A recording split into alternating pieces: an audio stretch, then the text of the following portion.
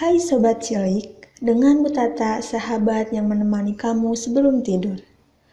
Untuk sahabat cilik, jika ada permintaan mendengar dongeng lainnya, silahkan tulis judul dongeng di kolom komentar ya.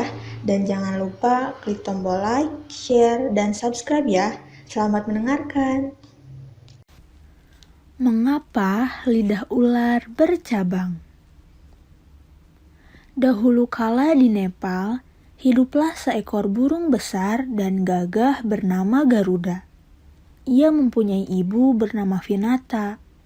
Sejak kecil, Garuda diajarkan agar selalu berbakti kepada orang tuanya. Garuda diserahkan kepada seorang dewa sakti di puncak gunung untuk belajar ilmu kesaktian. Ia belajar dengan tekun dan berhasil menguasai berbagai ilmu kesaktian.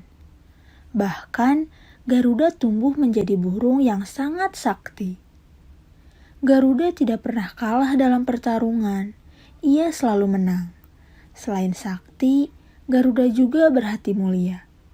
Ia selalu menolong orang yang dalam kesulitan dan membela kebenaran.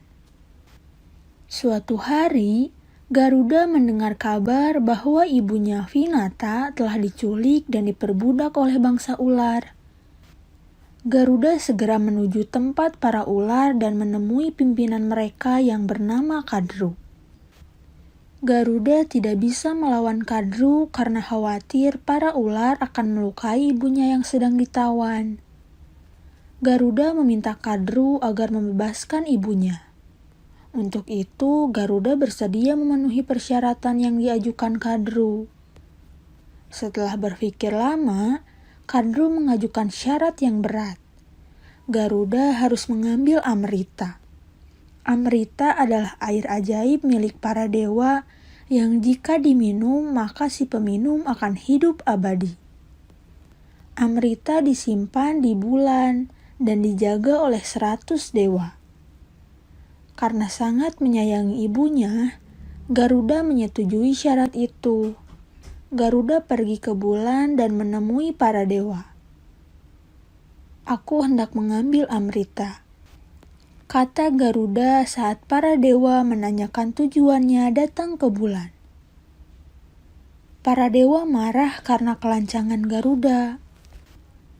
"Berani sekali kau kemari dan meminta air suci kami," kata seorang dewa. "Aku akan melakukan apa saja untuk membebaskan ibuku," tegas Garuda. Akhirnya, Garuda bertarung dengan 100 dewa. Pertarungan mereka berlangsung selama 7 hari 7 malam. Akhirnya, Garuda berhasil mengalahkan seluruh dewa dengan susah payah. Setelah mendapatkan Amrita, Garuda membawanya menemui Kudra. Awalnya Kudra terkejut melihat Garuda berhasil menjalankan tugasnya. Kudra pun menepati janjinya dan melepaskan ibu Garuda. Para ular lalu mengambil kendi berisi air suci Amrita. Sebelum menikmati air suci itu, mereka memutuskan untuk mandi dulu. Setelah selesai mandi, ternyata kendi berisi Amrita telah hilang diambil oleh Dewa Indra. Yang tersisa hanyalah ceceran air suci di rumpun ilalang. Lalu para ular berebut menjilati ceceran air suci. Akibatnya, lidah mereka tersayat tepi daun ilalang yang tajam dan menjadi bercabang 2. Sejak itulah ular mempunyai lidah yang bercabang. Pesan moral dari dongeng ini adalah, sayangilah ibumu, lakukanlah yang terbaik untuk ibumu. Ringankanlah pekerjaan ibumu dengan membantunya semampumu.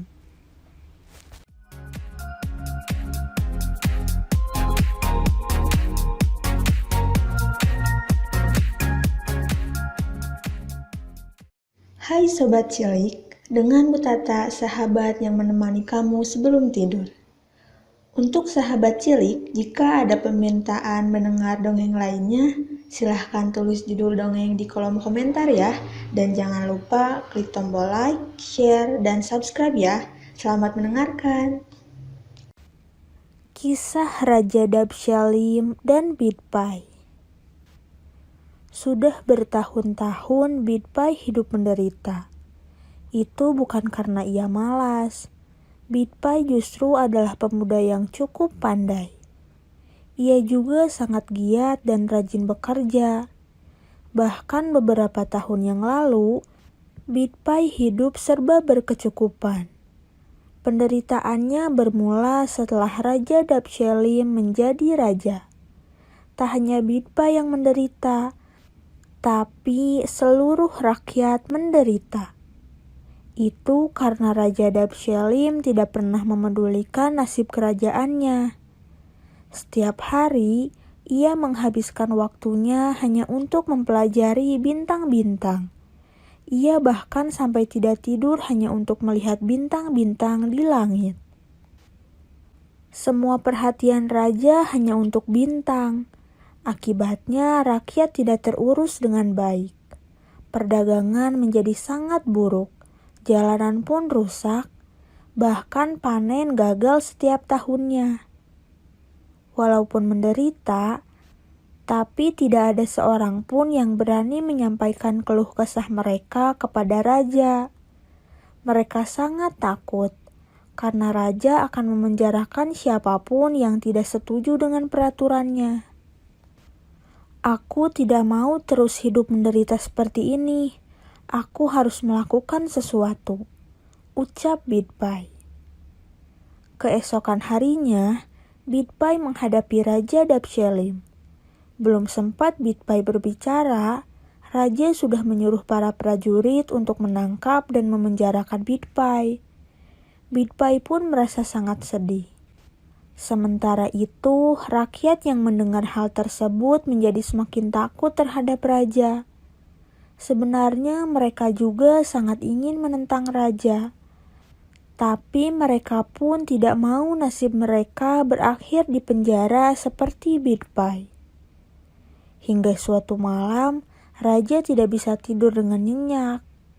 Ia pun membuka jendela kamarnya untuk melihat bintang-bintang.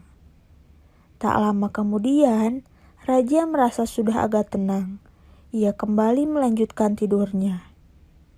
Dalam tidurnya, raja bermimpi. Mimpi itu sangatlah aneh dan membuat raja menjadi semakin gelisah. Keesokan harinya, raja memanggil beberapa tafsir mimpi ke istana. Namun tidak ada satupun yang bisa menafsirkan mimpi sang raja. Karena terus memikirkan mimpinya itu, raja pun jatuh sakit. Tiba-tiba raja teringat dengan pemuda cerdas yang mampu mengartikan semua mimpi. Raja pun membuat sayembara untuk menemukan pemuda tersebut. Alangkah terkejutnya raja ketika mengetahui pemuda yang selama ini ia cari adalah Bidpai. Bidpai pun dibebaskan dari penjara. Ia bahkan diangkat menjadi menteri di istana. Setelah Bidpai menjadi menteri, ia menata kerajaan dengan baik. Ia pun membuat raja sadar akan perbuatannya. Akhirnya rakyat kembali hidup bahagia. Pesan moral dari dongeng ini adalah, dalam hidup, pasti kita pernah melakukan kesalahan. Hanya orang yang berhati besarlah yang mau meminta maaf dan memaafkan.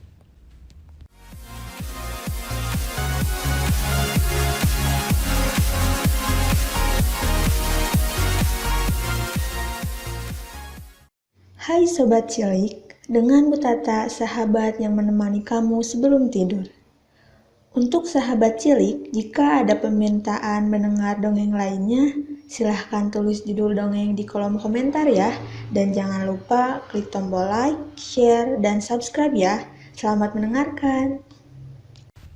Burung bangau dan serigala. Serigala sedang makan dengan lahapnya. Saat sedang makan, serigala melupakan hal di sekitarnya.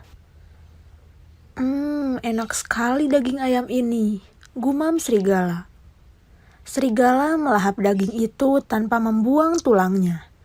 Alhasil tulang ayam yang ia makan tersangkut di kerongkongannya. "Aduh, tolong aku!" seru serigala. Serigala melihat burung bangau yang sedang melintas. Ia segera memanggil bangau itu. "Ada apa kau memanggilku, serigala?" tanya burung bangau. "Ada tulang ayam tersangkut di tenggorokanku. Tolong bantu aku mengeluarkannya," pinta serigala. "Setelah aku menolongmu, kau tidak akan memakanku, kan?" tanya bangau curiga. "Tentu saja tidak. Justru kau akan kuberi hadiah kalau bisa mengeluarkan tulang dalam kerongkonganku," balas serigala. Burung bangau lalu mendekat kepada serigala. Serigala melebarkan mulutnya. Dengan paruh yang sangat panjang, burung bangau berhasil mengambil tulang ayam yang tersangkut di kerongkongan serigala. "Mana hadiah yang kau janjikan padaku?" tanya burung bangau menagih janji serigala. "Aku sudah memberikan hadiah itu, kau kubiarkan lepas dan tak kumakan. Itu adalah hadiah terbesar dariku, pergilah sana," usir serigala. Burung bangau amat kesal. Ia pun terbang dan meninggalkan serigala. Selamanya serigala tidak akan pernah melakukan kebaikan. Dengus burung bangau kesal. Serigala memang tak tahu berterima kasih. Bahkan ia sering membohongi teman-temannya. Itulah mengapa tak ada yang mau berteman dengannya. Pesan moral dari dongeng ini adalah, ucapkanlah terima kasih kepada orang yang telah menolongmu.